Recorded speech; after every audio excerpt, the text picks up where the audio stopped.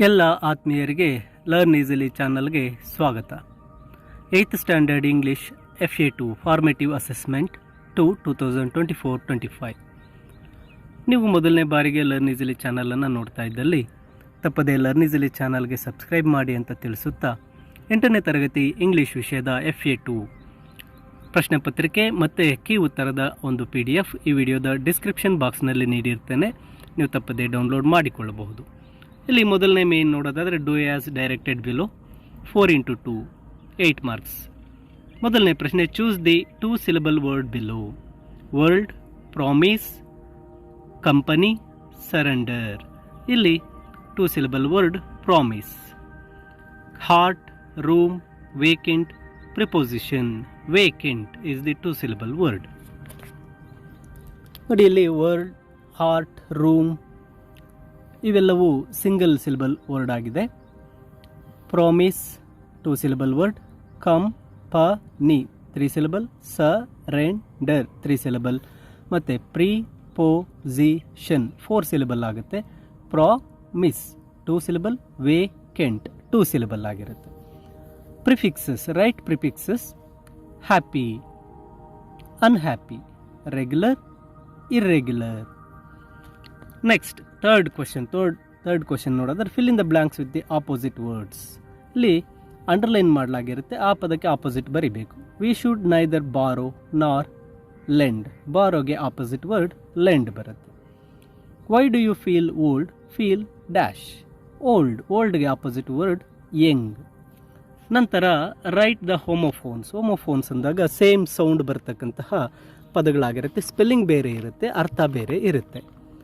ಸನ್, SON ಸನ್ಗೆ homophone SUN sun. KNEW ನ್ಯೂಗೆ NEW new. ಇದು homophones ಆಗಿರುತ್ತೆ. ಇನ್ನು ನೆಕ್ಸ್ಟ್ ಸೆಕೆಂಡ್ ಮೇನ್ಗೆ ಬಂದಾಗ answer the following question 4x2 8 marks. Why was the morning walk pleasant to A.L. Hendricks? ಇದು Jamaican fragment ಪಾಠದ ಪ್ರಶ್ನೆ ಆಗಿರುತ್ತೆ. A.L. ಎಂಡ್ರಿಕ್ಸ್ ಪ್ರತಿದಿನ ವಾಕಿಂಗ್ ಹೋಗಬೇಕಾಗಿದ್ರೆ ಅವರಿಗೆ ಆ ವಾಕಿಂಗ್ ಅನ್ನೋದು ಪ್ಲೆಸೆಂಟ್ ಆಗಿರುತ್ತೆ. ಏಕೆ ಅಂದಾಗ A.L. Hendricks saw green and red roofed building either side of the roads and he saw green lawns, gardens and everything. So it is pleasant to him. Next, where was Oliver Twist born? ಇದು the boy asked for more ಪಾಠದಿಂದ ಕೇಳಲಾಗಿದೆ.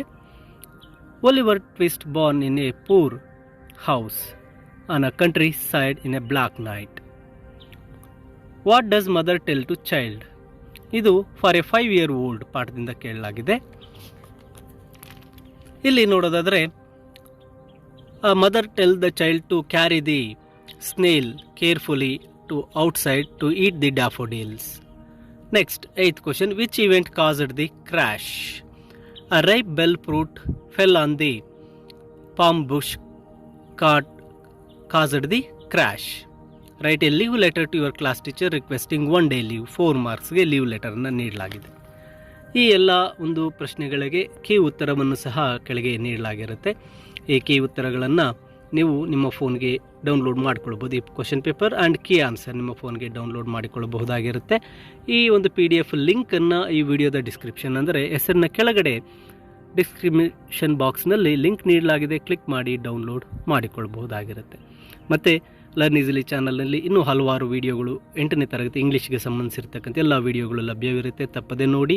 ಹಾಗೆ ಈ ವಿಡಿಯೋನ like ಮಾಡಿ, ನಿಮ್ಮ ಸ್ನೇಹಿತರಿಗೂ ಸಹ ಶೇರ್